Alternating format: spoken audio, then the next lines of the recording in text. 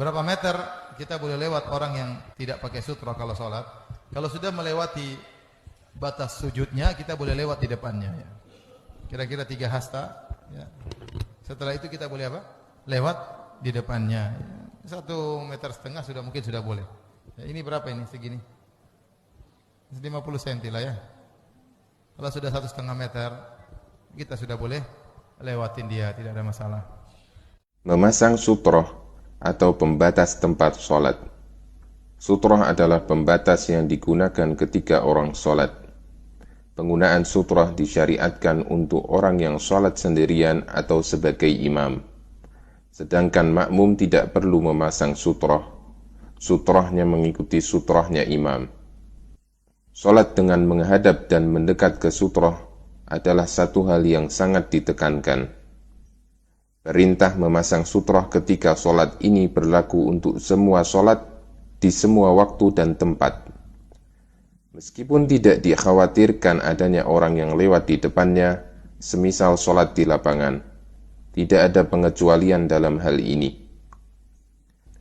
Benda yang boleh dijadikan sutroh adalah benda yang agak tinggi, sejengkal atau 2 jengkal, sedangkan lebarnya bebas.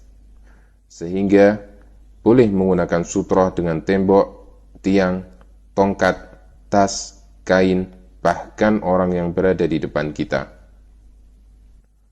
Orang yang sudah memasang sutroh dianjurkan untuk sholat dengan mendekat ke sutroh. Jarak kakinya dengan sutroh kurang lebih sepanjang yang cukup digunakan untuk sujud dengan sempurna. Bagi orang yang sholat dengan menghadap sutroh, maka diwajibkan untuk menahan setiap orang yang lewat di depan sholatnya sampai batas sutroh. Jika orang yang lewat tetap maju, maka dianjurkan untuk tetap menolaknya dengan keras. Namun, jika orang yang lewat di luar batas sutroh, maka diperbolehkan. Tidak boleh lewat di depan orang yang sedang sholat. Nabi SAW bersabda, andaikan orang yang hendak lewat di depan orang yang sholat itu mengetahui betapa besar dosanya, niscaya dia akan lebih memilih berdiri selama 40 daripada dia harus lewat di depannya. Hadis riwayat Bukhari. Daerah manakah yang tidak boleh dilewati?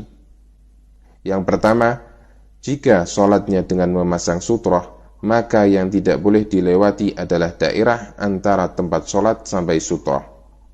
Jika sholatnya tidak memasang sutroh, maka yang tidak boleh dilewati adalah daerah antara tempat sholat sampai tempat sujud. Orang yang sholat namun tidak menghadap sutroh, maka sholatnya bisa batal jika dilewati 3 hal. Yang pertama, wanita dewasa yang sudah baligh, himar, dan anjing hitam.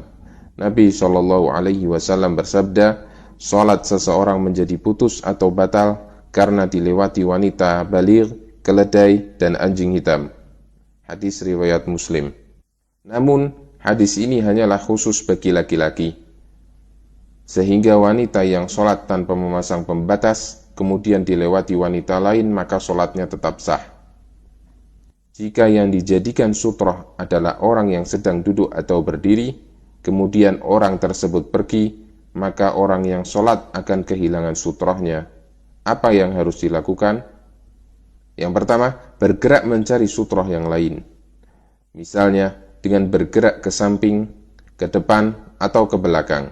Ini dilakukan jika sutroh yang dicari tidak terlalu jauh. Yang kedua, diam di tempat. Ini dilakukan jika sutroh yang dicari terlalu jauh. Perintah memakai sutroh hanya berlaku untuk orang yang sholat sendirian dan imam sholat berjamaah.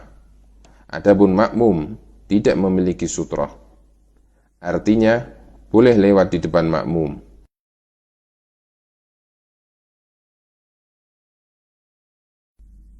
Kesalahan terkait dengan memakai sutroh ketika sholat.